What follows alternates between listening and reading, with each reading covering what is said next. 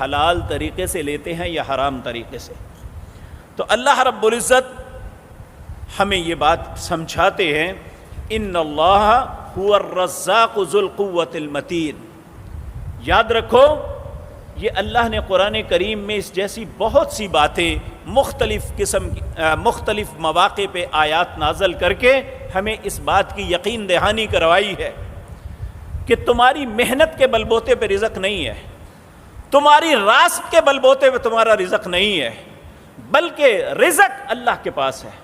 ان اللہ هو الرزاق، رزق دینے والا اللہ ہے، ذو القوۃ المتین، اس کی کمانڈ اینڈ کنٹرول بھی اس کے ہاتھ میں ہے۔ ان اللہ یبسط الرزق لمن یشاء ویقدر، وہ جس کا چاہتا ہے رزق کم کر دیتا ہے، جس کا چاہتا ہے بڑھا دیتا ہے۔